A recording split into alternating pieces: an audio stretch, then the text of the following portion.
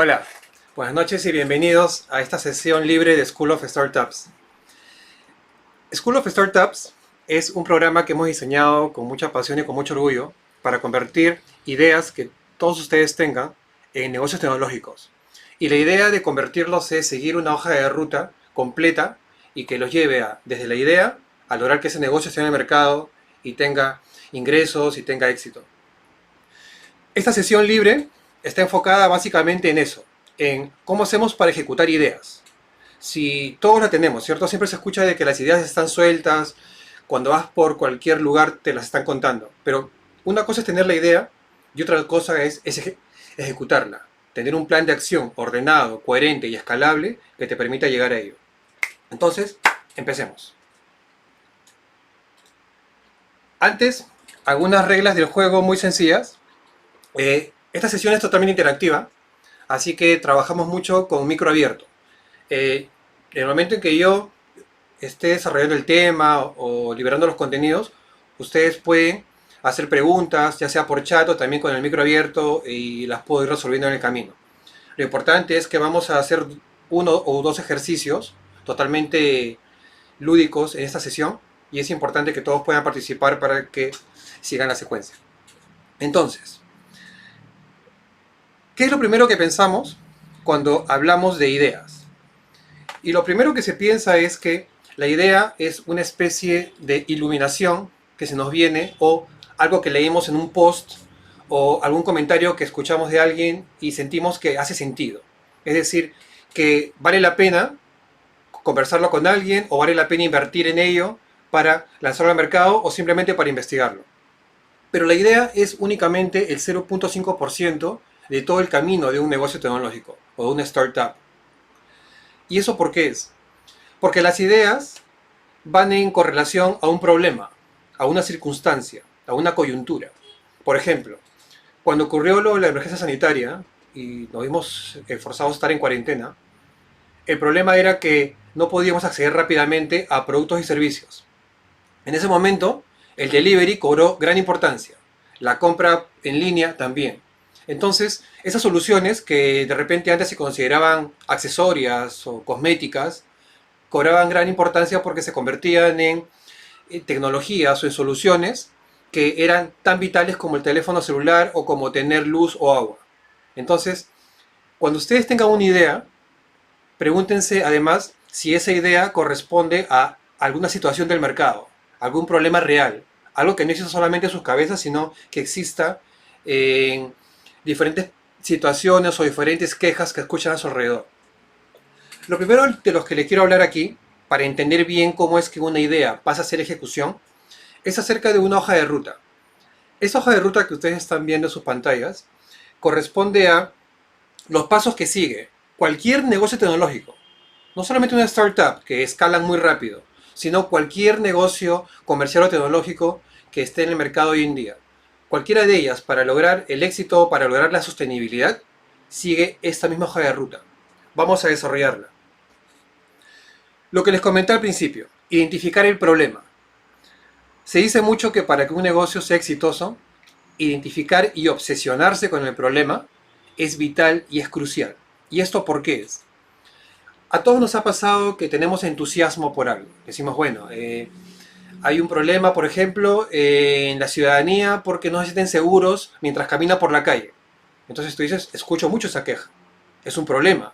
Y es un problema que quienes deben resolverlo no lo están haciendo. Entonces tú dices, voy a dar un paso adelante y lo voy a hacer. Si tú inicias a trabajar una solución solo porque entiendes que el problema existe y no lo validas, lo más probable es que llegues hacia el tercer o cuarto mes del desarrollo habiéndote dado cuenta de que la solución que tienes no funciona. Porque para que una solución no funcione en el mercado, tienes un solo juez. Y este juez es el cliente. Ni el inversionista, ni tus socios, ni la aceptación de likes en una red social te pueden decir si tu solución impacta en el problema o impacta en el mercado más que un cliente. Y acá hay que diferenciar dos cosas. Quien da like o quien te dice me parece que es una gran idea y no paga por esa idea es simplemente una opinión. El cliente que paga por la idea que tú tienes y por la solución que has desarrollado, se convierta en algo que nosotros decimos el cliente que genera atracción al negocio. ¿Por qué? Porque contribuye. Entonces, es importante en este punto entender que el primer paso que tienes que dar en este momento, y si tienes papel y algo para anotar, hazlo, enuncia en la parte de arriba, porque vamos a hacer varios ejercicios, cuál es el problema que piensas que puedes tú solucionar con la idea que tienes o cuál es la idea. Eso nos lleva al siguiente paso, que es, antes de pasar a la solución, de ya sea que programes una solución digital, o ya sea que construyas algún tipo de dispositivo, o desarrolles un proyecto de investigación para resolver el problema, existe un paso intermedio, que muchas veces es evitado por los emprendedores porque o no lo conocen, o porque requiere una investigación mucho más profunda. Y este paso es, tienes obligatoriamente que averiguar qué otras soluciones en el mundo ya están cubriendo la necesidad que tú quieres lanzar. Puede que no al 100%, puede que digas, mira, ninguna solución hace lo que yo quiero hacer al 100%, pero tal vez sí lo hacen al 50%. Y no importa si lo hacen con pocas características, porque en el momento que tú lances podrían competirte de una manera mucho más agresiva. Así que investigar qué otras tecnologías, negocios o startups están haciendo algo parecido a lo que tú quieres es importante. Y luego paso a un tercer punto. Si ustedes se dan cuenta, los primeros tres están como delimitados por una franja y a partir de ahí la línea cambia de color.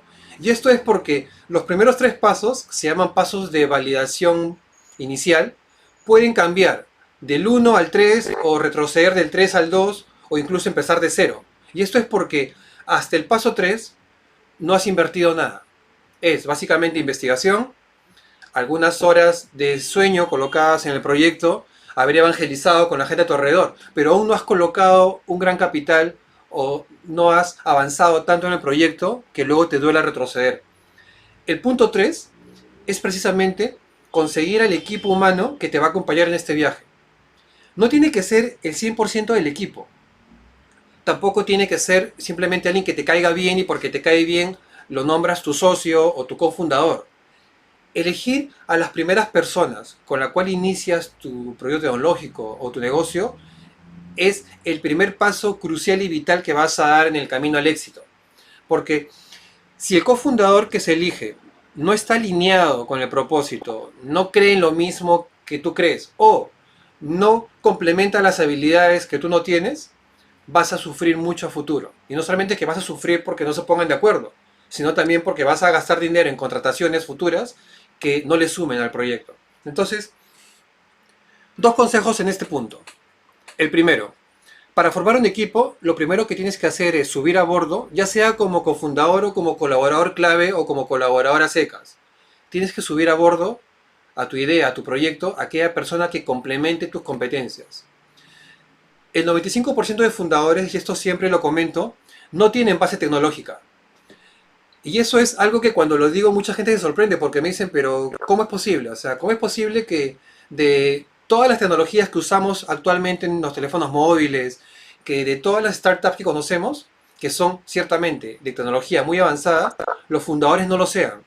Y eso es porque el 95% de los fundadores no tienen muy claro cómo programar la solución que están haciendo, pero sí saben a dónde quieren llegar. Tienen la visión, tienen el propósito. Y eso es mucho más importante que saber codear o que saber programar. Pero cuando llegas a ese punto, cuando llegas al punto en que tú sabes cuál es el camino que tienes que recorrer con tu solución para llegar al mercado, tienes que subir a bordo a alguien que sí sepa programar, que sí sepa construir código. Si es que al final tu negocio tecnológico es de esa base. Porque también puede ser que sea un proyecto que estés emprendiendo para manejar Internet de las cosas, que son más dispositivos, o es un proyecto más de investigación, incluso social. Pero la primera recomendación siempre gira en torno a consigue a alguien que complemente tus competencias y tus habilidades. Por ejemplo, imagina que eres una solución que le da la cara siempre al consumidor, es decir, eres como un B2C, pero llevado hacia la data más sensible del consumidor, como la fintech, por ejemplo, ¿no? Si eres de ese tipo de solución, vas a hablar mucho con las personas. Vas a tener que preguntarle a muchas personas qué piensan de tu solución. Y digamos que no te gusta hablar con la gente, que digas, no, pero a mí me aburre hablar con la gente, no soy bueno hablando con ellas, no las escucho. Entonces tu empatía ciertamente no está conectada con lo que tienes tú que recuperar de las personas. Entonces, ¿qué haces? Subes a bordo a alguien que tenga la empatía al 100, ¿no? 100%, que sepa hablar con la gente, que le gusta hablar con la gente. Y entre los dos van a poder complementar ese lado. Lo segundo, antes de pasar del punto 3 al punto 4, que tienes que tener en cuenta, es que la primera respuesta, y esto lo escuché ayer y me hizo mucho sentido porque yo venía pensando todo el tiempo eso, y es que la primera pregunta y respuesta que tienes que hacer contigo mismo es ¿cuál es el tamaño de tu mercado? O simplemente, ¿cuál es tu mercado? ¿A quién te diriges? Y no me refiero al consumidor como persona, sino al grupo de consumidores, de clientes, ubicados en diferentes partes del mundo, si quieres, pero que van a ser los clientes inmediatos y a futuro de tu tecnología, de tu solución, de tu proyecto. Esa es la primera pregunta que en este momento deberías estar anotando en un papel para ir respondiéndola a medida que avancemos en esta sesión. Antes de pasar al punto 4, ¿alguien tiene alguna pregunta? Como les comenté, pueden hacer micro abierto. Eso es lo genial de manejarlo así. Los escucho, respondo las preguntas y avanzamos. El punto 4 es diferente. Si se dan cuenta, la línea cambia de color. Y cambia de color por una simple razón, como lo comenté hace unos segundos. Después del punto 4, puedes retroceder en las etapas. Puedes regresar si quieres a 0, pero te va a costar dinero. Va a costar tal vez dejar ir personas que estén trabajando contigo. Te va a costar entender mucho más el mercado y en ese sentido perder clientes. Es más, las tasas de abandono de clientes que ya has conseguido se dan usualmente entre el punto 4 y el punto 5. Y el punto 4 está orientado a que tú definas cuál es el modelo de negocio que quieres seguir. Y aquí hay que diferenciar algo. El modelo de negocio es diferente al modelo de ingresos que estás siguiendo. Muchas veces me dicen, pero no tiene sentido. O sea, el modelo de negocios es como yo genero salud a la empresa. Y el modelo de ingresos es lo mismo. Entonces, pasan a ser sinónimos. No siempre. En proyectos tecnológicos o en negocios tecnológicos, el modelo de negocio es la estructura por la cual tú vas a adquirir usuarios mes tras mes, semestre tras semestre. El modelo de ingresos tiene planes de contingencia. Responde a la pregunta de ¿qué pasa si el próximo mes yo pierdo el 50% de mis clientes que me generaban el 80% de los ingresos? ¿Cómo ustedes responderían a eso? O sea, se les acaban de ir los clientes que pagaban casi todo en la operación. ¿Cuál es el plan B? En el plan B es donde se desarrolla el modelo de ingresos. Es cómo puedo usar mi solución en otros sectores, en otras industrias, para seguir teniendo salud financiera y para poder seguir avanzando. Piensen en esto. Airbnb. En el inicio de la emergencia sanitaria, Airbnb ve su operación disminuida al 10%. Pasan del 100 al 10%. La gente ya no se moviliza entre ciudades, la gente ya no se está transportando por aviones, la gente ya no tiene interés, sino más bien miedo de visitar lugares nuevos. ¿Qué hace Airbnb?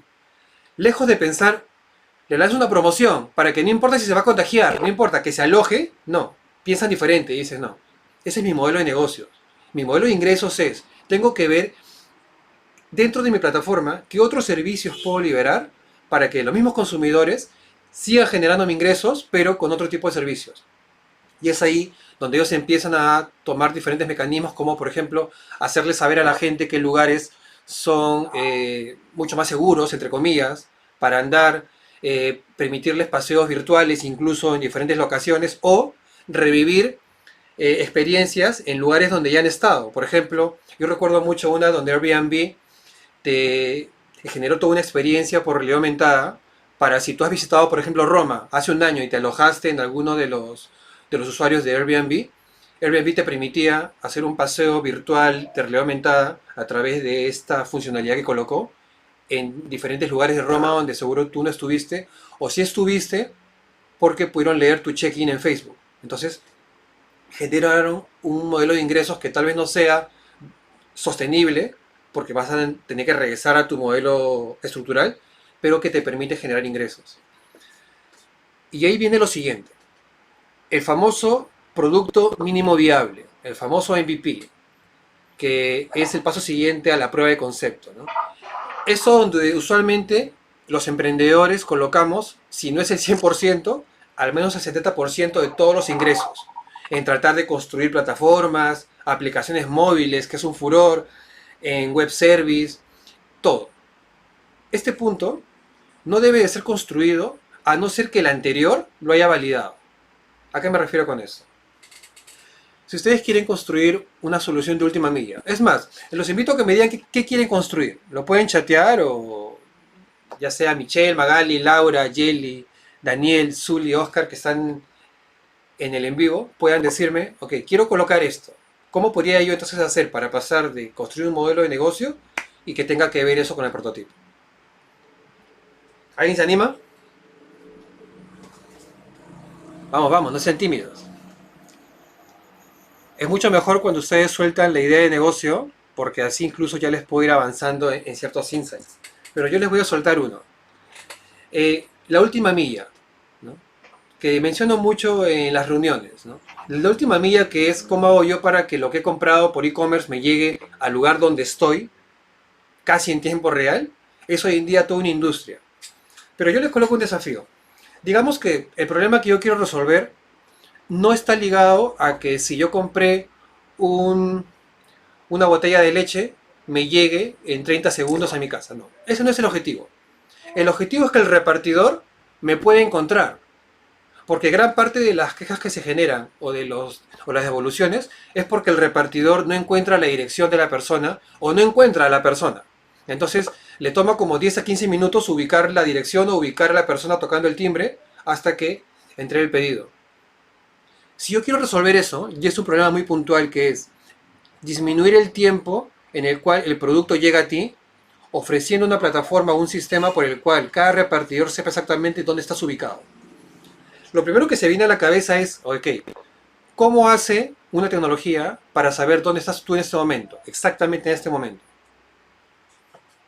Redes sociales, ¿cierto?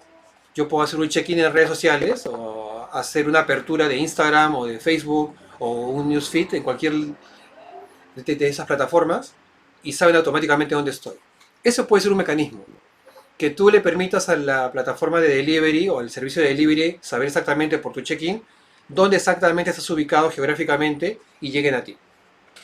Si esa es la solución, el modelo de negocio que se tiene que construir en torno a esto es un modelo de negocios de confianza. Porque aquí no estás pagando como usuario de esta solución hipotética, no estás pagando porque el producto llegue solamente rápido, sino porque la información que tú vas a dejar ir, alguien la cuide, que sea segura, que no la utilice luego, no sé, alguien fuera de tu casa para saber dónde estás y asaltarte. Y entonces, tu modelo de negocio se construye en base a la confianza y lo que tú cobres como tarifa giraría en torno a eso. ¿Cómo construyes un MVP, un producto mínimo viable a partir de esa aseveración? Bueno, yo no colocaría, por ejemplo, recursos en construir una plataforma. No colocaría recursos ni siquiera en una aplicación móvil. Lo primero que haría es generaría una API que se conecte a las redes sociales. Y que a través de esa API conectada a redes sociales, que dicho sea de paso, ya una red social te generaría la seguridad de que la data que estás dejando ir está protegida, yo podría ofrecerle ese servicio a Rappi, a Globo, a quien tú quieras, para que mi sistema sea un sistema puente y lo usen cada vez que su repartidor quiera ir. Es algo parecido a lo que hacen los sistemas de ruteo, ¿no? Como Wise o como cualquier otro, que es un servicio añadido en la ruta. A partir de ahí, puedes tú construir un producto mínimo viable que los usuarios luego, en la siguiente etapa, te vayan a castigar o lo vayan a apreciar. Y acá viene algo importante. Cada vez que alguien me pregunta, ¿cómo sé yo? ¿Cómo puedo saber yo que el producto mínimo viable, cómo puedo saber yo que el prototipo que he construido funciona? Lo último que debes de hacer es preguntarle a tu entorno. Es lo último que debes de hacer. Porque si tu entorno está compuesto por gente de tu equipo, por gente que te conoce, lo más probable es que recibas un comentario del tipo, oye, está súper, está buenísimo. Pero a la pregunta de, ¿y cuánto pagarías por usarlo diariamente?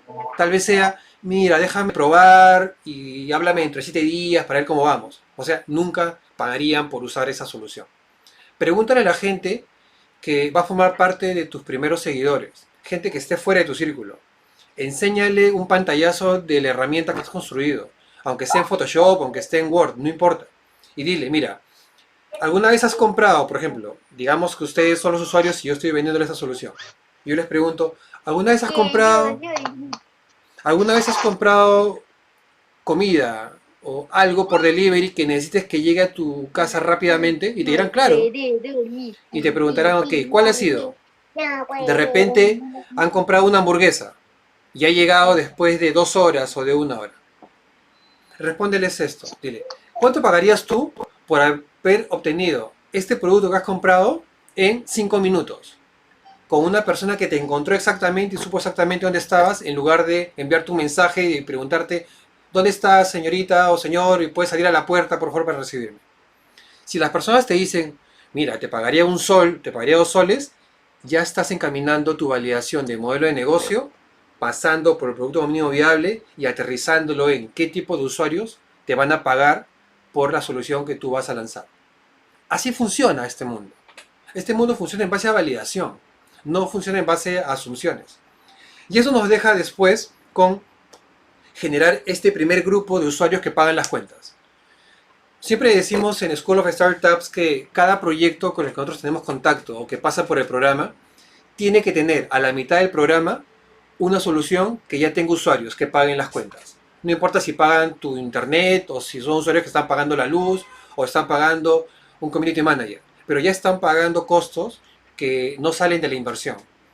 Y es ahí donde nosotros apuntamos. ¿Alguna pregunta? Recuerden, es micro abierto. No sean tímidos, pueden preguntarme lo que sea, igual al final les voy a pedir que lo hagan. Pasemos luego a esto, que este es un ejercicio muy entretenido. Tomen un papel, cualquiera que sea, y vamos a hacer una tabulación. Esta tabulación es de lo más didáctica y pedagógica que yo he visto en mi camino como startup. Son 12 unidades que conforman el pensamiento disruptivo. ¿Alguna vez te preguntaste si la idea que tú quieres lanzar al mercado es disruptiva, muy innovadora o es algo más del montón? Este es el momento para responder esa pregunta. Y la vamos a responder sumando puntajes. Yo voy a empezar a enunciar preguntas. Si la respuesta que tienen en mente es no, le colocan un 0 a esa pregunta. Si es sí, le colocan un punto. ¿Les parece? Empecemos entonces. La solución que ustedes quieren construir, ¿no? La solución que ustedes están diseñando, ¿produce algún cambio? ¿Es embajadora de cambio en el consumidor, en el cliente? Y cuando decimos cambio, no nos referimos a cuánto está dispuesto a gastar de más, sino si la vida de la persona va a mejorar por la solución que ustedes van a lanzar. Si es no, 0. Si es no sé, no estoy seguro, 0. Es mejor arrancar desde lo negativo y luego ir a lo positivo. Si es sí, yo creo que mi solución va a generar un impacto, un cambio, colocamos un punto. Luego, la siguiente pregunta es, ¿la solución que yo quiero lanzar al problema que quiero resolver está basado en una estrategia de investigación? Es decir, no solamente le he googleado y he buscado por ahí un par de PDFs, los he leído y he dicho que como este PDF de tal lugar lo dice, entonces mi solución está validada. No, es la solución que yo quiero lanzar al mercado.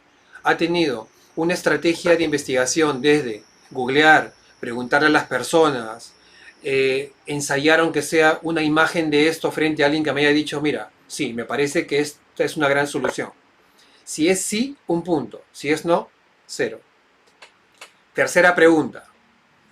La solución que yo quiero enlazar entretiene, divierte y recompensa a mi cliente, o al menos tiene el propósito de hacerlo. ¿Y a qué me refiero con esto? ¿Cuántas veces ustedes se han divertido y han sido recompensados por esa diversión con cualquier producto que hayan comprado, cualquier servicio? Imaginen esto. Imaginen que la compañía de telecomunicaciones, las que le da el internet, las que les da el servicio de telefonía, ya sea Movistar, Claro, Entel o cualquiera otro, ¿cuántas veces esa compañía les ha arrancado una sonrisa, los ha divertido, los ha puesto a jugar? Han pasado de, ok, estoy viendo mi recibo y ahora estoy jugando y bueno, qué entretenido esto de ir jugando mientras veo mi recibo. Eso es divertir a tu cliente. Entonces, pregúntense, la solución, el proyecto, el negocio que estoy construyendo, que quiero lanzar, Si no lo está haciendo ahora, pero tengo pensado que divierta a mi cliente, más allá de que use mi servicio y producto, pero quiero divertirlo, a eso le llamamos la gamificación. Si la respuesta es sí, yo estoy pensando en divertirlo, lo quiero divertir, quiero que sonría cuando usa mi servicio o mi producto, uno. Y sean sinceros en este punto, porque al final la evaluación es de ustedes, ¿cierto? Si es no, yo solamente pensaba en que me pagaran por lo que les iba a ofrecer y de ahí ya, chao, hasta la próxima, ¿no? Pero no pensaba divertirlos, ¿por qué lo voy a hacer? Cero entonces, ¿no? Siguiente pregunta es, ¿la solución que voy a lanzar, el proyecto que estoy construyendo, está basado en información científica de cómo las personas se comportan? Y cuando digo información científica, no me refiero a la última investigación del mercado de la consultora favorita de ustedes, ¿no? No. Me refiero a si hay algún biólogo, psicólogo, psiquiatra, si quieres forense, que ha escrito algún paper donde dicen que las personas se comportan biológicamente o psicológicamente de una manera que le hace sentido a tu solución.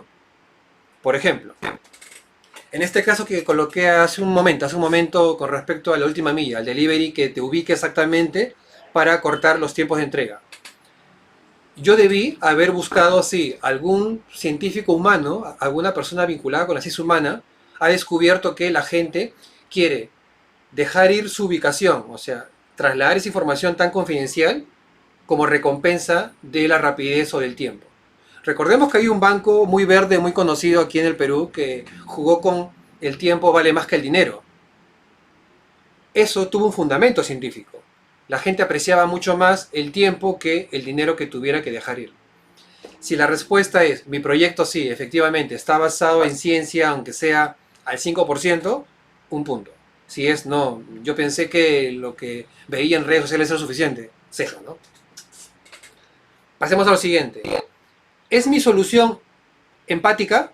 Es decir, mi solución está diseñada para que si un cliente se queja, yo responda rápidamente esa queja con empatía o simplemente lo voy a bloquear y voy a decir, ¿sabes qué? No, ya me pagaste, cerrado, cerrado, ¿no? O sea, te voy a meter un mensaje de texto si quieres y a lo más. O, eso es cero, ¿no? O, ¿sabes qué? Sí, yo he pensado en tener una interfase por la cual haya mucha empatía y si la persona, por ejemplo, me escribe gritándome, no la voy a gritar obviamente, pero voy a ser compasiva, reflexiva con respecto a eso. Si tu marca, si tu solución se orienta hacia eso, un punto. Si no, dale cero, castígalo. ¿Para qué perdemos tiempo? Luego, la solución que estoy desarrollando, la forma como voy a comunicar esta solución, ¿va a tener algún efecto en el cliente? ¿Sí o no? ¿O solamente es una comunicación que he hecho un copy-paste de otra campaña y me parece que funciona bien para mi proyecto, así que la voy a copiar? O no, estoy pensando en tener diálogos propios porque entiendo, en base a lo anterior, que mi cliente es un ser humano, ¿cierto? Y no es un objeto. Entonces, tengo que generar una simbiosis entre el lenguaje de comunicación y la persona que va a pagar mis cuentas, que es el cliente, quien va a comprar tu solución. Y acá me voy a detener 20 segundos en algo. Cuando ustedes se comunican con los primeros clientes que pagan las cuentas, es diferente lo que le dicen o cómo lo tratan a la última persona que ingresó como cliente. Y no malentiendan, no se trata de que trates mejor a los del principio y peor a los finales, no. Se trata de que sepas por qué es que la primera persona que compró tu solución lo hizo. Y sepas comunicarte con palabras propias a lo que esa persona es. En cambio, la persona número 1000 o el cliente número 1000 te está comprando porque ya lo escuchó, porque hubo boca a boca o porque lo leyó en algún lugar. Pero los primeros que compran, el 15% es usualmente de toda tu base de clientes, son los early adopters, que son los primeros que te compran la solución sin saber si va a funcionar o no. Ellos deben recibir un trato mucho más coloquial y mucho más cercano a ti. Porque no solamente son aquellos que están pagando por tu solución de manera temprana, sino son aquellos que te pueden ayudar a construir las siguientes versiones. Toma en cuenta eso y anótalo, porque usualmente eso no se dice en las escuelas de negocio, ¿no? Tienes tú que manejarte con un lenguaje diferente a la gente que empieza a comprarte primero. Luego, la siguiente pregunta, ¿no? Ya entramos en calor, ¿cierto? Espero que vayan bien y sean honestos, 0 o 1. O sea, al final ustedes van a saber, yo no les voy a preguntar aunque podría hacerlo. La solución que voy a lanzar al mercado, el proyecto, ¿Tiene pensado algún sistema de intervenciones? Vamos a decir, ¿cómo es esto de sistema de intervenciones? Estas son las auditorías que vas a hacer o que alguien más va a hacer a tu solución de la manera más real y cruel posible. Es como que tú le preguntes a alguien a quien no le caes bien, ¿qué piensas de mi solución? Lo más probable es que te diga, tu solución no sirve, ¿cierto? Es como que tú preguntes inocentemente en Twitter, ¿a alguien le gusta mi solución? Y te van a golpear, ¿cierto? Porque Twitter es básicamente eso. Es mentira eso. Entonces, si tu solución está basada en un sistema en el cual vas a colocar diferentes auditorías crueles y realistas en el camino, un punto. Si es no, así como inicia, así se va a quedar. No tengo por qué preguntarle a nadie. Cero. Luego, ¿mi solución está basada en un prototipo? O sea, ¿he prototipado esto y se lo he presentado a alguien antes de lanzarlo o no? Me entusiasmé, ya tengo web service y vamos a lanzarlo así. Si es lo primero, si has prototipado y has preguntado a alguien qué piensa de tu prototipo, un punto.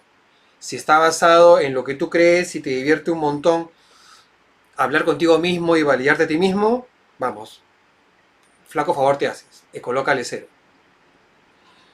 Luego, ¿es mi solución algo que está diseñado para ser sostenible en el tiempo? Y sostenible quiere decir que cada vez que mi solución avance, va a tener que probar que puede pagar las cuentas del próximo paso que dé.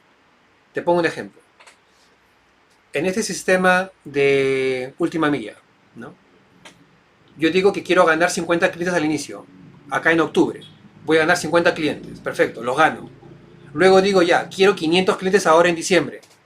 ¿Está mi solución preparada para sostenerse con la misma calidad, con la misma eficiencia de 50 a 500? Si la respuesta es sí, felicitaciones y colócale un punto. Si la respuesta es no, colócale cero y tienes que trabajar mucho en eso. En pensar en cómo va a crecer ese músculo antes de lanzar campañas o antes de querer buscar más clientes. Siguiente, penúltima pregunta. O, bueno, una de las últimas porque nos faltan tres. Mi solución está preparada para tener una activación de proyecto, y en este punto voy a detener. ¿A qué se refiere esta pregunta? Usualmente cuando emprendemos un negocio, si hacemos un plan de negocio ya es bastante, ¿cierto? Usualmente arrancamos en el emprendimiento, vamos viendo cómo se valida y vamos tratando de cubrir los espacios. O, en el mejor de los casos, tenemos un plan escrito y tratamos de ir avanzando. O ya, en el hiper mejor, le hemos preguntado a un grupo de consumidores y nos han dicho, mira, vas por este camino bien, y he seguido avanzando. Tener una activación de proyecto, que es un tema de amplificación, lo que hace es que cada vez que tú tomes una decisión dentro de tu negocio, tienes que preguntarte cuánto impacto tiene esa pequeña decisión en toda la hoja de ruta, no solamente en esa tarea. Por ejemplo, imagina que estoy ganando $2.000 mensuales producto de los usuarios que están comprándome este sistema para encontrar a la gente en el delivery. Bestial, $2.000. Y luego yo digo, vamos a contratar una persona que construya contenido, ¿no? Un content manager, que cueste $1.000, no importa, lo valemos. Y dejo ir el 50% de mis ingresos. Pero jamás me pregunto cómo impacta ese content manager o esa persona de contenidos en cuando hable con mis clientes, cuando tenga que hacer un prototipo versión 2 o cuando tenga que buscar inversionista. Preguntarse eso es un punto. No preguntárselo y pensar de que una pequeña acción no impacta en toda la hoja de ruta, lamentablemente en un proyecto disruptivo tiene que ser evaluado con cero, porque se necesita eso, ver el impacto. A esto le llaman la gota en el océano, ¿no? O la gota en el río. Ustedes han visto cuando el agua está calma, que tú dejas ir una gota, ya sea de agua o de cualquier líquido, y se genera una onda expansiva, ¿no? Esa onda expansiva puede incluso generar una ola grande en cualquier otra orilla. Eso es importante que lo tengan presente como emprendedores porque muchas veces se pasa por alto.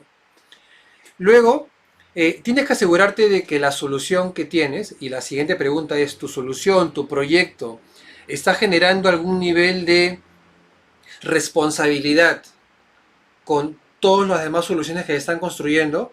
Tiene que ver con el medio ambiente, pero también tiene que ver con la salud emocional de las personas.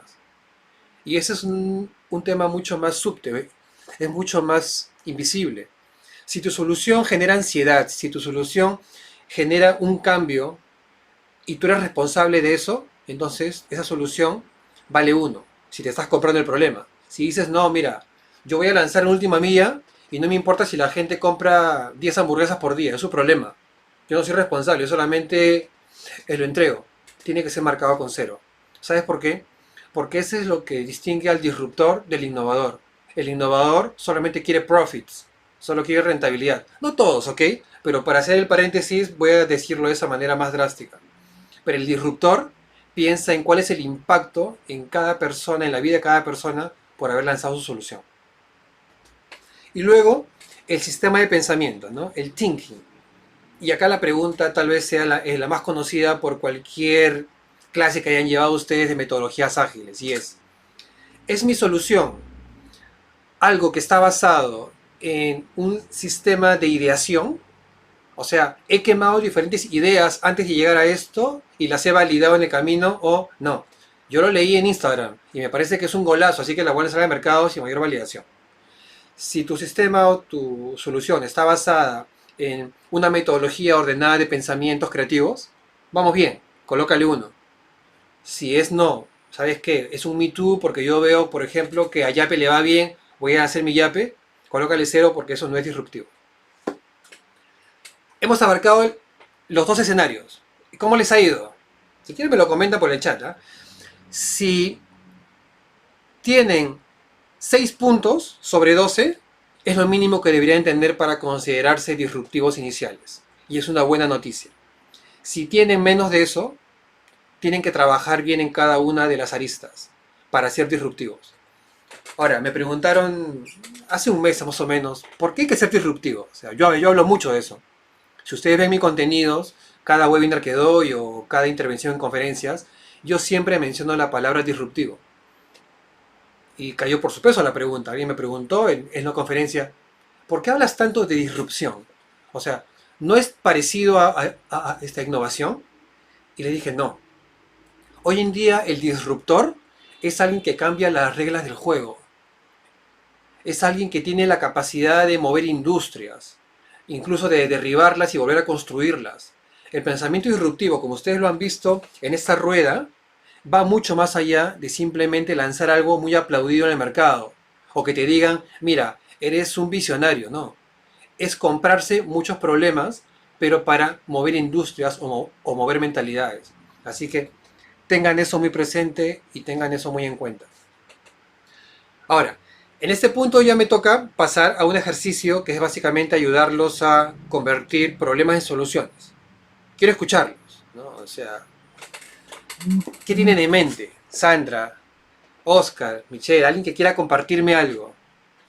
Mientras voy a ir leyendo las preguntas que están aquí, ¿ya? Mientras van pensando, y Laura nos comparte, ¿no? Nos dice, ¿los startups solo incluyen ideas de negocios tecnológicas y novedosas o también incluyen otros tipos de servicios que ya existen? Muy buena pregunta, Laura. Las startups están basadas en cualquier tipo de solución, tecnológica, disruptiva o de complemento, pero que pretenda cubrir un eslabón que se ha perdido o un espacio vacío en toda la cadena. ¿A qué me refiero? Por ejemplo, la computación en la nube, ¿no? Google, por ejemplo, Google Drive es algo llamado Cloud Computing. Y lo que hace es, trata de gestionar tus archivos o tu comunicación de una manera más eficiente. No es disruptivo, ciertamente, porque existe Dropbox, existen diferentes repositorios en nube que hacen lo mismo. Pero, ciertamente, cubre un espacio vacío para que la disrupción o la innovación fluya. Hay muchos web services, muchas plataformas que se están construyendo dentro del Google Drive de manera gratuita, solamente para llegar a un grupo de clientes específicos. Entonces, la respuesta directa es no. No todas las startups tienen que ser tecnológicas, innovadoras, disruptivas. A veces simplemente las startups son servicios que ya existen, pero gestionados de una mejor manera, conociendo mejor al ser humano que tengo enfrente. Luego, Rudy, en Facebook, bienvenido, nos pregunta, voy trabajando en un proyecto, soy ingeniero ambiental. La idea no es tan disruptiva o nueva, pero sí tendrá futuro. Se trata de un servicio de dimensionamiento e implementación de energía solar para viviendas o empresas de alto consumo. Ahora tengo dudas. Ese, por ejemplo, es una buena aproximación a una startup. Las startups cuando inician, algunas la tienen muy clara, ciertamente, porque han visto, por ejemplo, las industrias crecer en base a eso. Les coloco un caso, las fintech. Hoy en día quien ingresa a desarrollar innovación para finanzas ya la tiene más clara porque ha visto cómo han ido avanzando otras. Pero por ejemplo en tu caso, Rudy, tu startup tiene primero que cubrir ciertas validaciones. Cuando me hablas tú de dimensionar e implementar energía solar para viviendas o empresas de alto consumo, me vienen a la mente tres preguntas recurrentes que he leído y que he conversado con startups ubicados en diferentes partes del mundo que hacen algo similar o al menos están empujando la energía solar. Y es, la primera, ¿es en verdad energía renovable? ¿O para yo echar a andar mi energía solar tengo que echar a andar energía de fósiles, o sea, la energía tradicional, para que esto se dé? O sea, esto es como fabricar una bolsa biodegradable, pero teniendo que quemar mucha más energía y petróleo que se utiliza para fabricar bolsas de plástico. Esa es la primera pregunta. La segunda ¿es en verdad sostenible? Es decir, las empresas y las viviendas pueden generar un modelo de negocio que parte más de ti, pero para que al principio, si el prototipo te cuesta $10,000, pueda llegar a $100, o sea, ¿puedes escalar a ese nivel? Entonces, es una pregunta que también tienes que hacer.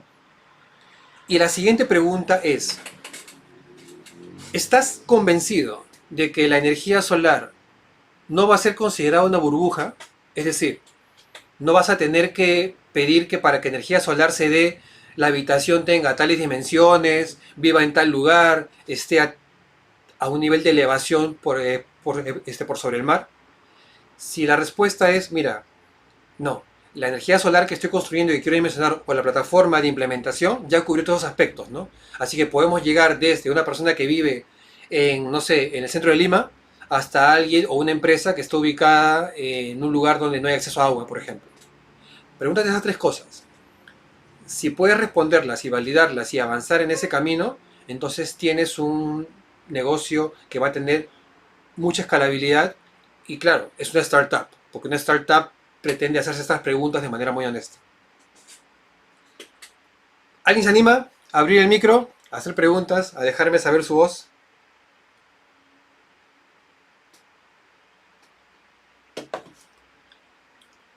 Bueno, entonces, seguimos. Hagamos un ejercicio.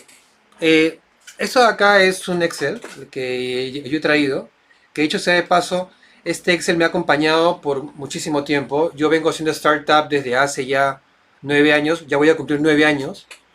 La primera startup que yo construí, que aún la tengo, es mi primer hijo, se llama Spectacularity.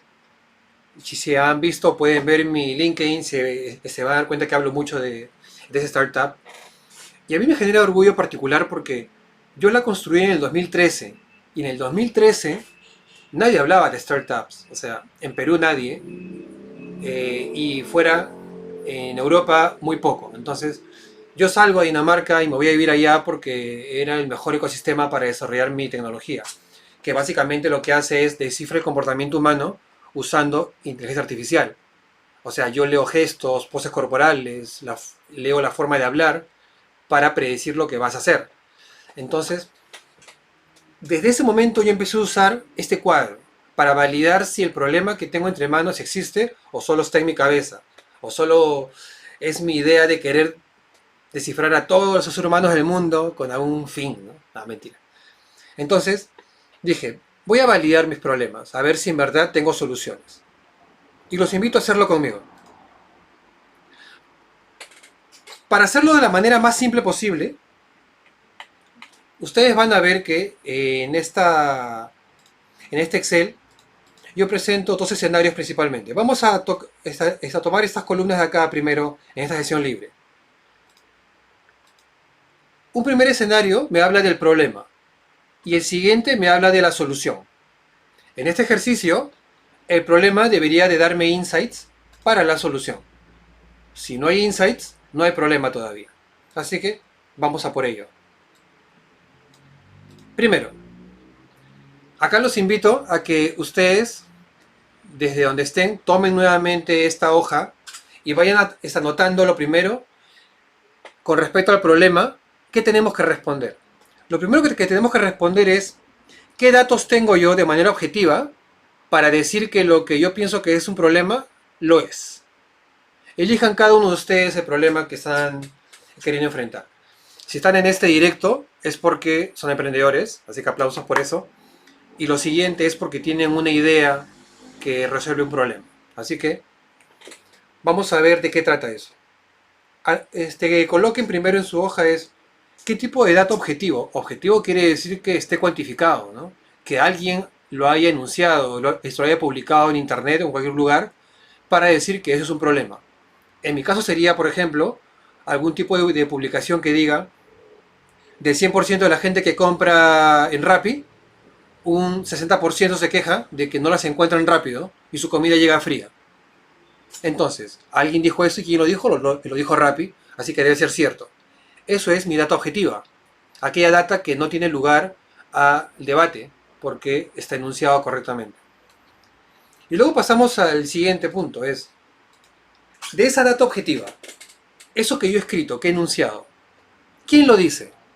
En mi caso, lo dice Rappi. Ah, perfecto. Entonces yo voy colocando acá, ¿no? Para hacer ejercicio, ¿no? Por ejemplo, del 100% de familias, asumiendo que son núcleos familiares, el 60% se queja de la rapidez.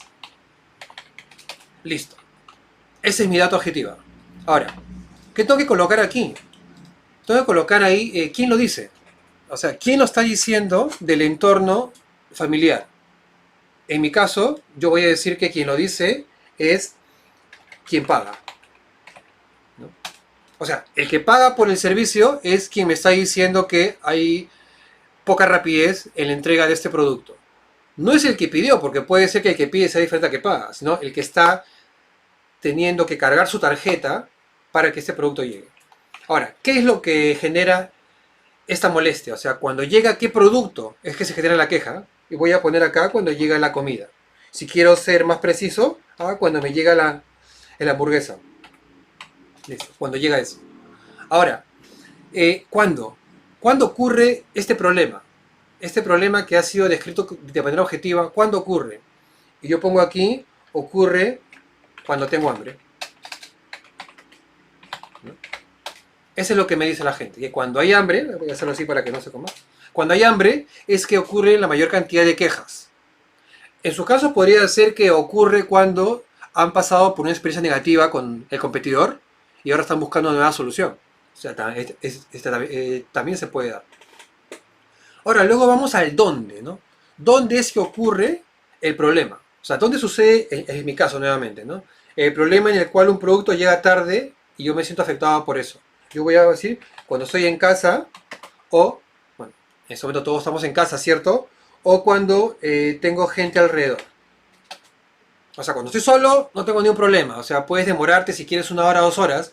Pero ocurre que cuando pido algo de comer y tengo a la familia alrededor, a los hijos o a los amigos, que no se puede, pero bueno, coloquemos en un caso mucho más amplio, esa queja es más presente. O sea, ese problema me duele más.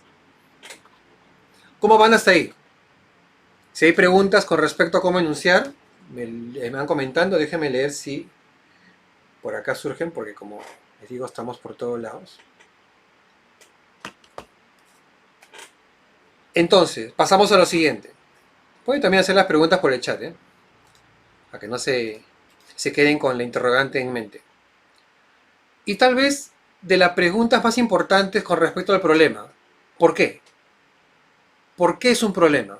O sea, ¿por qué el que la persona se queje de que no llegue rápido es un problema? Parece mentira, pero responder eficientemente a esta pregunta al inicio lo es todo. Porque te permite entender quién es el cliente con mayor complejidad y también qué tan grande es el mercado que tiene este problema. Yo voy a decir, ¿por qué es un problema esto? Voy a decir, porque pago por él. O sea, por la solución. Porque pago es un problema. Si esto fuera gratis, mira, demórate lo que quieras, que me llegue dentro de, no sé, media hora, una hora, que hecho sea de paso, es lo que antes de los servicios de última milla existía. Todos aquí hemos comprado, ¿qué? Una hamburguesa, una pizza, y tenían esa regla de los 30 minutos. Decían delivery gratuito. Sabemos que nada es gratis, ¿cierto? Venía incluido dentro de la estructura de costos. Pero, como percibías de que no había una recarga por el delivery, decías, bueno, que llegue en media hora, en una hora, no pasa nada, ¿no? Pero cuando tú ya pagas, y ese es el porqué, tú quieres rapidez. Y cada vez que un cliente pague, y esto es una regla de oro a nivel mundial, cada vez que un cliente paga, el servicio tiene que ser exactamente mejor y lo que dices que es. De hecho, es ahí donde viene la capacidad de escalar en tu solución. Sigamos. Y acá vienen dos preguntas accesorias que es ¿desde dónde y para dónde? Es decir, este problema se está generando desde un lugar o una situación antes de quien se queja o en el momento. Por ejemplo, digamos que a la persona nunca le llegó el pedido tarde, pero se ha escuchado tantas veces que llega tarde de parte de sus familiares, sus amigos, que ya tiene esa concepción, esa percepción de que, por ejemplo, esta solución siempre llega tarde. Entonces, si eso es así, tú tienes que colocar acá, hay referidos, ¿no? O sea, hay referidos que le dicen que esta marca siempre entrega tarde y cuando contrato con esa marca yo tengo la percepción de que también me va a llegar tarde. ¿Y hacia dónde? Tal vez en el B2C eso no se siente tan presente porque cuando tú pides algo en delivery es para ti. Pero si eres un B2B, que muchas de las startups que se construyen son B2B, tú estás atendiendo un servicio o un problema de otro.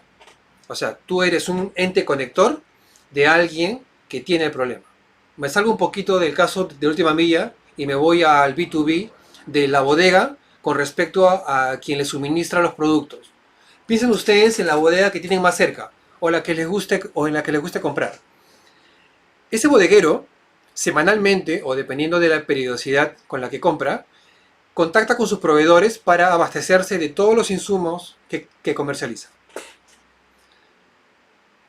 A este bodeguero también los productos les llega tarde y les llega con sobreprecios y les llega a un precio mucho más elevado de lo que hubieran comprado hace una semana. Si tú desarrollas rapidez en el servicio que estás construyendo, en mi caso, por ejemplo, de la última milla del B2B, entonces yo le estoy resolviendo el problema al bodeguero, porque su mercadería va a llegar desde Alicorp hacia el bodeguero de la manera más rápida y eficiente. Pero no voy a ser yo el que premien.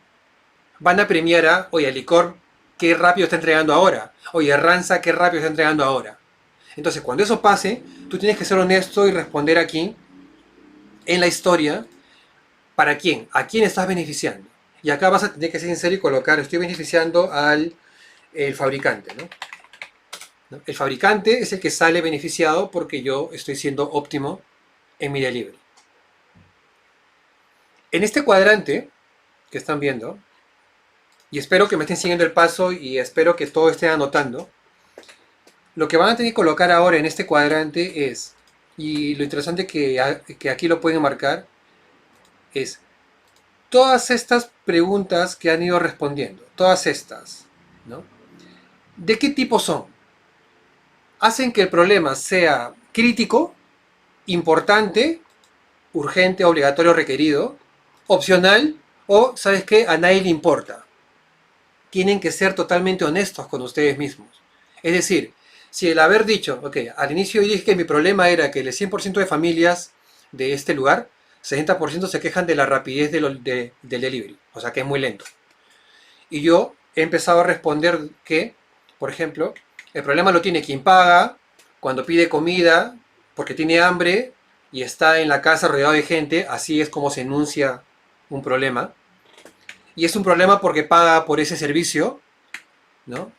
Y los referidos alrededor le están diciendo siempre que entregan tarde, así que su percepción es que igual lleva a entregar tarde y que al final eso beneficia a, si sale bien, a un tercero.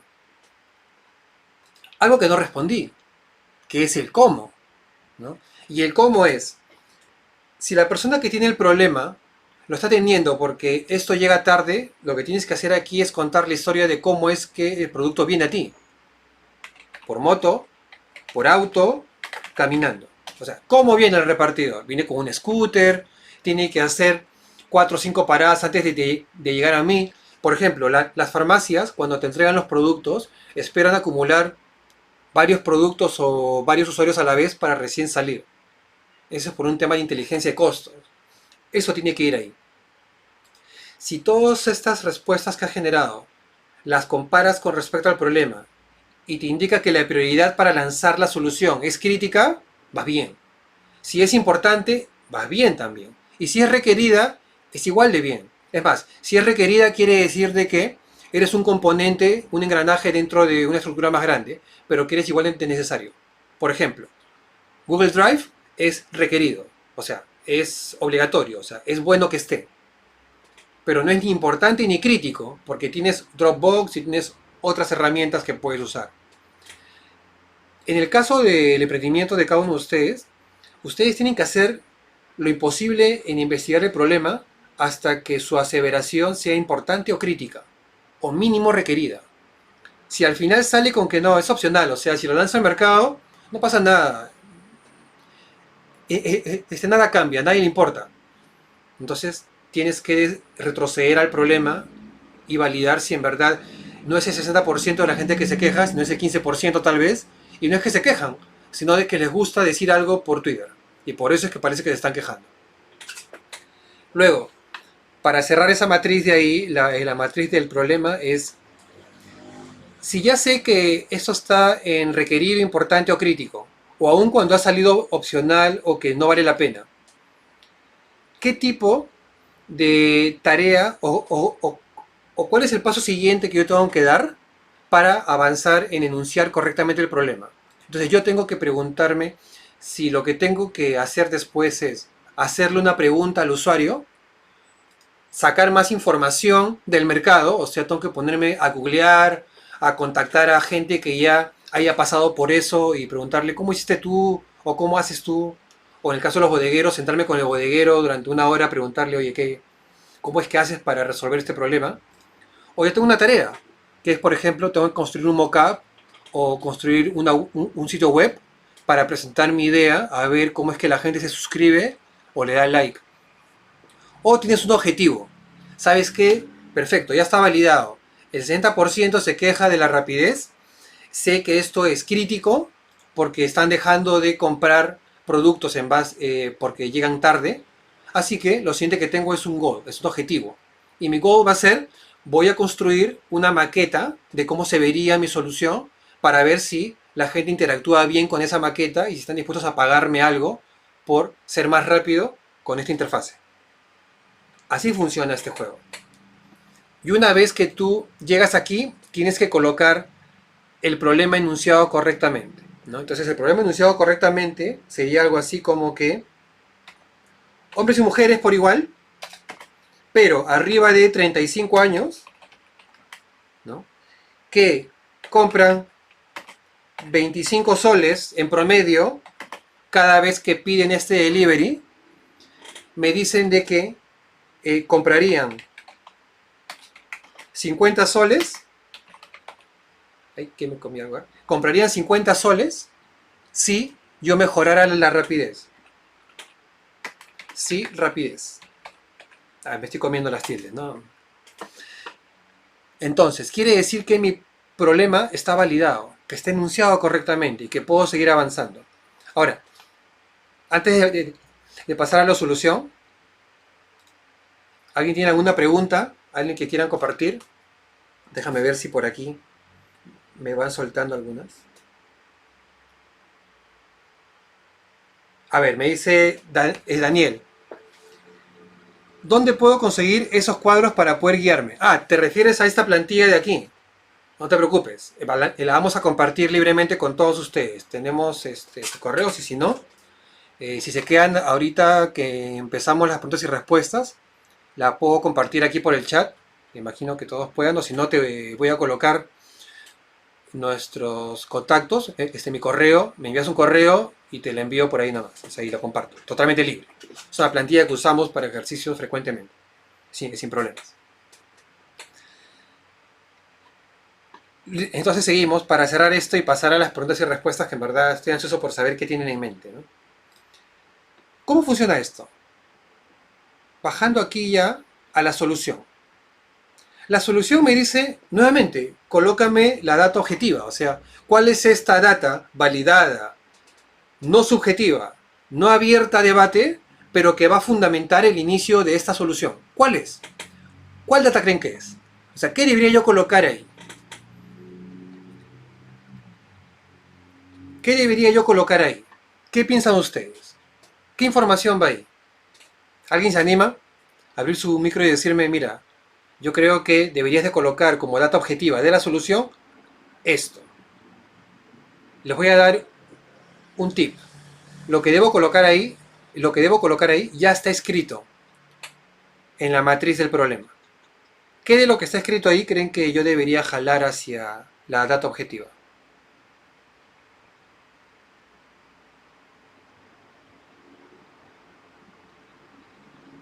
¿Aquí tiene alguna idea?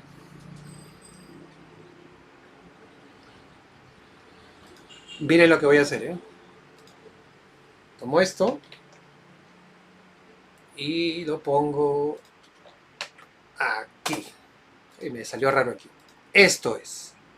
La data objetiva de tu solución es el enunciado correcto de la matriz del problema. Así de simple. Esto les va a ahorrar a ustedes, sin exagerar, ¿eh? Meses de trabajo. Meses. Ahorra meses. Porque lo más complicado es no saber si el problema es exactamente el que yo debo abordar o es cualquier otro. Hay muchos emprendedores que tienen 7 u 8 problemas y por cada problema una idea. O lo que es a veces mucho más exigente. Tienes por cada problema 20 ideas. Entonces, ¿cómo haces para hacer ese funnel, ese embudo? Esta es. Esto les va a ahorrar semanas y meses de romperse cabeza, de gastar dinero y de no entender el problema. Es un copy de el enunciado correcto de esta matriz que fundamenta la data objetiva de la solución. A partir de ahí ya conocen cómo es este juego, ¿cierto? Respondan a este interrogatorio, decidan si la solución tiene prioridad crítica importante requerida, si es opcional o hacia abajo no vale la pena ni siquiera desarrollar un prototipo de esto. Y si es cualquiera de estos tres, ¿cuál es el siguiente paso que tengo que dar? Preguntarle a los clientes acerca de mi solución, si les gusta, si pueden pagar por ella, obtener más información de si la solución va bien encaminada, si tengo que hacer un web service, una aplicación móvil, o si tengo que lanzarla como una tienda en Facebook. Si hay una tarea, como por ejemplo, ya, tengo que subir a bordo a alguien que sepa programar en Java, alguien que sepa hacer páginas web. Entonces es una tarea. O tengo que subir a bordo a 5 clientes que me paguen 20 soles mensuales por entregarles el producto rápido. O ya tengo un objetivo. ¿Sabes qué? Voy a conseguir 1000 clientes de acá hasta Navidad.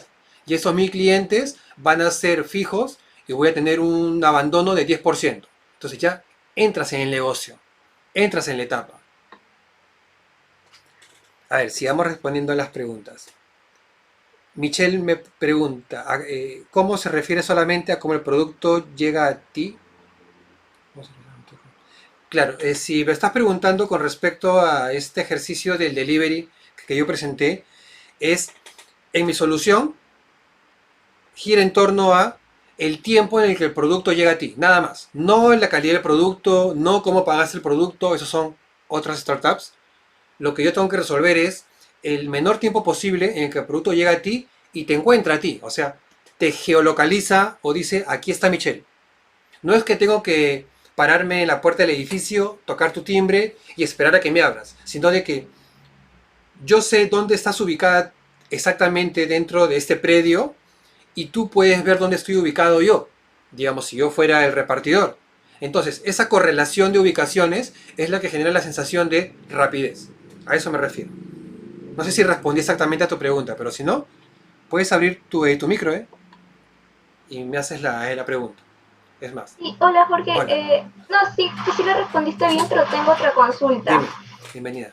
Eh, lo que he visto que hacen en la cadena de valor de algunos negocios es que normalmente el transporte no lo toman tanto como valor, sino como a veces incluso un desperdicio, algo que se tiene que minimizar, sino que son los procesos de transformación lo que se considera como valor. Así es. Entonces, para este tipo de servicios como delivery, ¿realmente es el transporte lo que se considera como valor dentro de la empresa o qué cosa se considera valor en ese tipo de modelo? Mira, te lo voy a responder así. No se consideraba como valor hasta hace, voy a ser preciso, 3 semanas.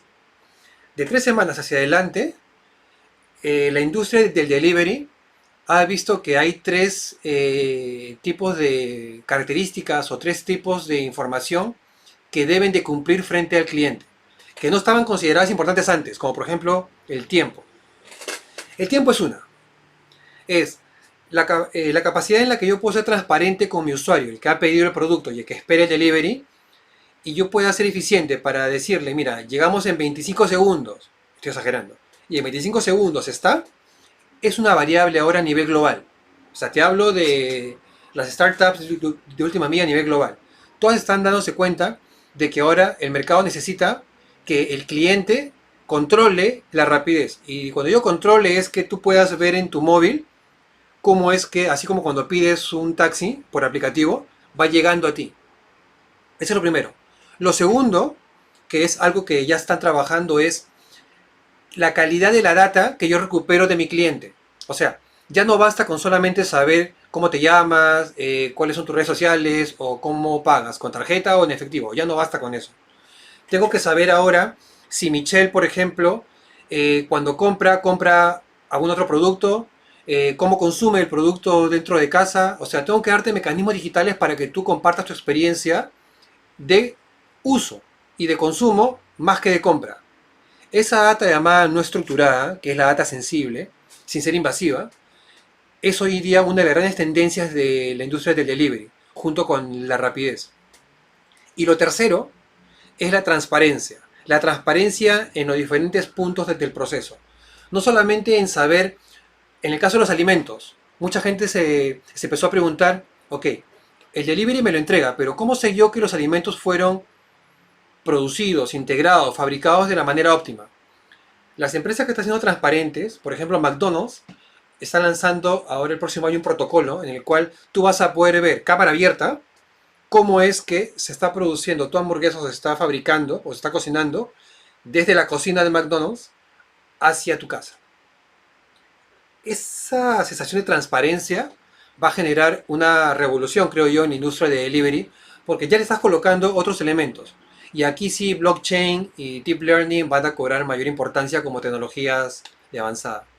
Entonces, a la respuesta simple. Hasta hace 3 semanas, no. Incluso si le preguntas a los operadores logísticos, no lo tienen mapeado todavía como un issue o como un punto crítico, pero los startups de delivery a nivel global ya lo están considerando en la hoja de ruta. O sea, saben que tienen que cumplir con esas tres características y obligaciones que el cliente demanda.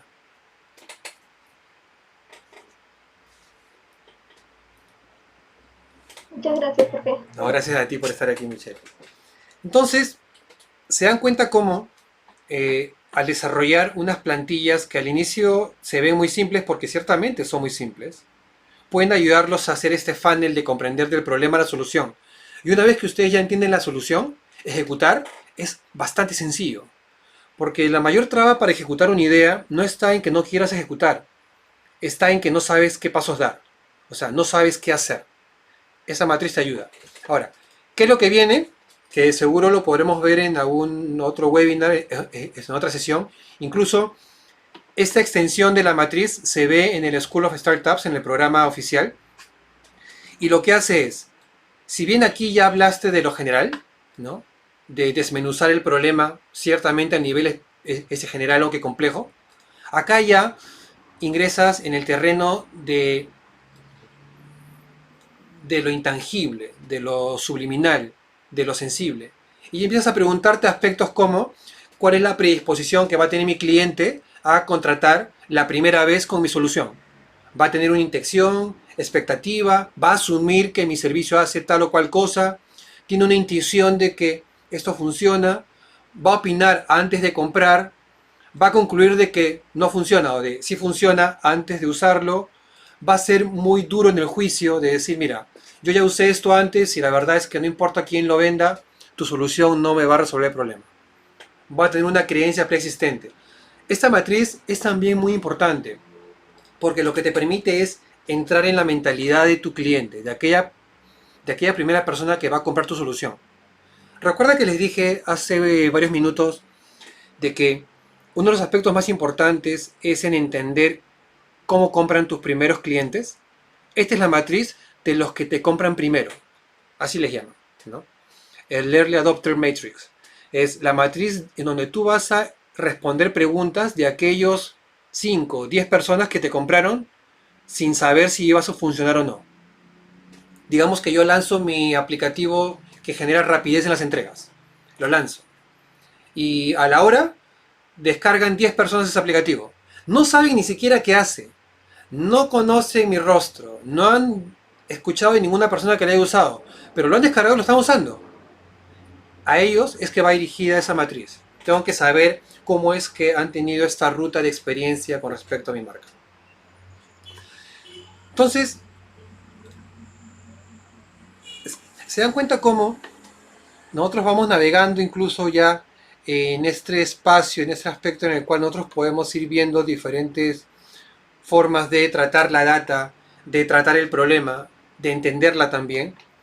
Y a través de ese enfoque también podemos garantizar que no solamente las personas, pero también todos aquellos que van a interactuar con mi producto se sientan confiados de dar el primer paso y de usarlo cuantas veces quieran. Entonces, cobra mucha relevancia empezar a tomar esos puntos y a empezar a hacer asunciones sobre una base objetiva que luego se vaya desmenuzando. Bien, ya estamos en el punto de preguntas y respuestas. Me gustaría escucharlos si tienen preguntas mucho más específicas de qué ideas tienen. En este momento estamos aceptando aplicaciones y postulaciones para el programa de School of Startups que inicia el 1 de octubre. Ahorita estamos corriendo el programa de septiembre con un grupo de emprendedores que están construyendo sus soluciones. Para postular es facilísimo, le dan al código QR o si no, pueden seguirnos a través de las redes sociales o contactar a Eric o a mí. Pero en este punto me gustaría escucharlos, ¿no? Me gustaría saber qué tienen en mente, qué les pasa por la cabeza, o sea, qué ideas, aunque no sean ideas muy aterrizadas a su juicio, quieren ustedes echar a andar. ¿Qué tienen idea? Sandra, Daniel, Magali, Michelle, Oscar. ¿Qué se les pasa por la cabeza? ¿Tienen alguna pregunta?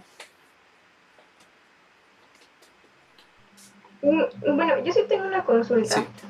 Sí. Bueno, mi idea corría más o menos en un baño seco, así que no es una idea como que tecnológicamente innovadora, no requiere de aplicaciones ni nada por el estilo, pero bueno, para que no sepa, un baño seco es un baño que simplemente no utiliza agua para pajar, divide excremento y orina para poder darle una nueva vida a esto, ya sea por compost y fertilizantes, etc. El punto es que acá en Perú no es muy tocado el tema, solamente hay un par de empresas que se dedican a eso y que lo están viendo por un tema más de transporte, o sea, no le dan una segunda vida al producto y eso es lo que varias veces se ve que los retienen bastante en el tema económico. Es por eso que te haga la pregunta si el transporte podía ser considerado valor o no. Yo sentía que las empresas estaban quedando así en parte en Perú porque están considerando el transporte o la recolección como su mayor punto de valor y no están considerando la transformación en realidad del excreta y de la orina. Y bueno, como que una idea que yo estaba pensando añadir era que, bueno, al menos en la cultura de Corea del Sur, se ve que mayormente se le da un valor especial al excreta. Incluso tienen un museo en que hablan sobre el tema de baños, el tema de excretas, el tema de juguetes, acerca de eso. El mismo Po salió de esa idea. Así que de eso corría un poco más mi idea, sino es implementar un poco más esa cultura de reutilizar residuos que vienen de nosotros. Que quiero saber si es que el transporte es considerado un valor o no, y si debería ser considerado dentro de la cadena de este negocio en específico. Ya entrando en materia de la idea que tú tienes, que me parece una idea sobresaliente, ¿eh? O sea, yo sí la siento como una idea disruptiva, porque estás utilizando desperdicios, o sea, desperdicios tenemos de todo tipo, pero desperdicios humanos para un segundo uso, o sea, definitivamente vamos a hablar mucho más en profundidad de eso, porque sí es disruptivo. Ahora, vamos a responder por partes. La cadena de transporte como valor, ¿no?, tiene relevancia cuando quien espera lo que está siendo transportado tiene urgencia. O sea, ese es el driver de todo. Es como el pivot. Siempre se responde esta pregunta desde quien espera la mercadería, o sea, desde el cliente, desde el usuario. Y es, si por ejemplo yo hago una orden de compra para recibir algún tipo de producto, de desperdicio o algo, de A a B, si B tiene la urgencia, el transporte es una variable a considerar. Si B no tiene la urgencia, el transporte no es una variable. Por ejemplo, las mineras, ahora que estamos hablando un poquito de desperdicios, las mineras con respecto a los residuos, a los relaves. Cuando una minera deja ir el camión con desperdicios de punto A a punto B, el del punto B no tiene urgencia. Más bien, esto es un poco casuístico porque el del punto B le conviene que el desperdicio llegue con la mayor demora posible, porque nadie quiere tener más desperdicios en relave. Entonces es como que, mira, demórate más, porque mientras más te demores, menos desperdicios tengo en el relave, que es todo un tratamiento. Entonces, creo que la respuesta pivot es, si quien va a recibir, o sea, el punto B, no tiene urgencia, el tiempo no es una variable. El valor no es el transporte. Vendría a ser la mercadería, el tratamiento, el proceso, pero no lo primero.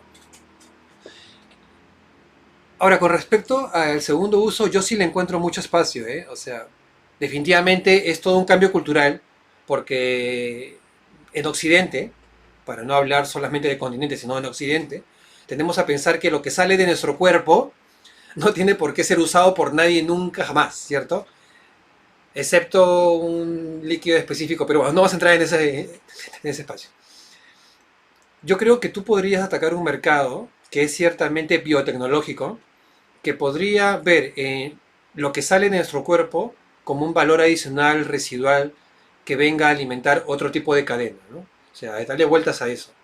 Y, y con todo gusto, en Unicornia y en Esculte, ahí te escuchamos la idea, ¿eh? Porque me parece que tiene gran espacio.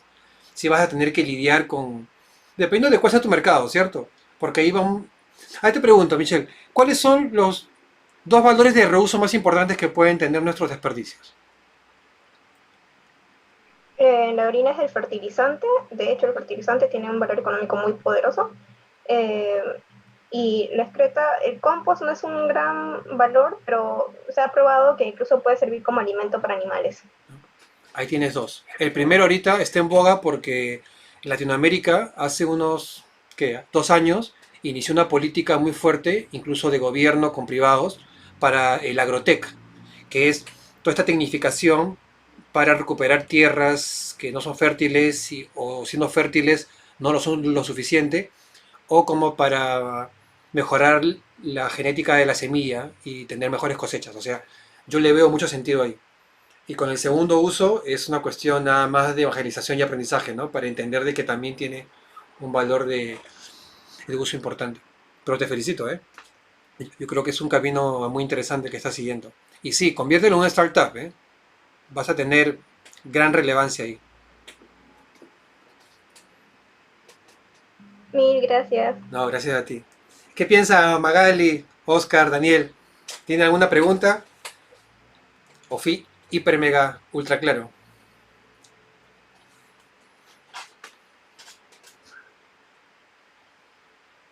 Un aspecto importante en las ideas y ejecución, mientras va pensando y qué tienen en mente, es que yo vengo siendo startup hace 8 años, como les comenté, ¿no? Arranqué mi camino en Dinamarca y luego fui con mi startup bajo el brazo por diferentes países para ganar clientes. Y algo que tuve es que en el camino he conocido, no sé, sin exagerar, más de 2000 startups a nivel global, ¿eh? O sea, he conocido personalmente, ¿eh? 2000 startups, o sea, gente y equipos en diferentes sectores. Y algo que yo rescato de las conversaciones es que cada vez que surgía la pregunta de cómo hacemos para ejecutar rápido una idea, o sea, para no quedarnos enamorados de la idea y no pasar a la validación, la respuesta era como que al unísono, tienes que estar dispuesto a aceptar los no, las críticas y los rechazos. O sea, es fundamental, porque es un filtro. Cada vez que alguien te dice, mira, yo creo que tu idea no funciona, no sirve, ya sea de manera constructiva o destructiva, es un filtro. Y es un tiempo precioso en el cual tú puedes atender para saber lo que no debes de hacer y más bien investigar lo que sí. Así que para ejecutar ideas, yo creo que más allá de todo lo que hemos visto, tienes que estar muy dispuesto a escuchar la verdad tal y como es, ¿no? O sea, la verdad cruda y avanzar en eso. Y los invito en eso. Bueno, yo les agradezco mucho por estar aquí. Acá tienen nuestras redes, acá. Siempre me equivoco con qué brazos de acá. Me siento youtuber cuando ves. Y síganos en nuestras redes, eso está publicado. Pueden contar con nosotros y hacernos unas preguntas adicionales. Este es mi correo electrónico, el que ven aquí abajo, el jorge@unicornia.xyz, para todos aquellos que quieran esta plantilla, se las envío sin ningún problema. Yo feliz de que más los tengan. O me contacta por las redes sociales también y los enviamos por inbox, ¿no? Y antes de terminar, Erika ahí quiere compartirnos seguros algo con respecto al programa que inicia. Hola, buenas noches nuevamente. Como les comentaba Jorge en un inicio, vamos a dar inicio a nuestro segundo grupo de emprendedores en la clase de School of Startups que inicia el 1 de octubre. Los invitamos a participar y a inscribirse en nuestra página web. Y queríamos también comentarles que hasta quincena de octubre tienen la posibilidad de inscribirse con un pronto pago. Y cada una de nosotros como equipo también de School of Startups nos vamos a estar comunicando con cada uno de ustedes para brindarle mayores detalles acerca del programa. Muchísimas gracias. Gracias Erika y gracias a Magali, Michelle, Oscar, Zuli, Daniel por estar aquí y que tengan un gran fin de semana y espero verlos en el programa de octubre. Estoy abierto a cualquier duda que tengan y a cualquier conversación. Muchas gracias. Buenas noches. Muchísimas gracias.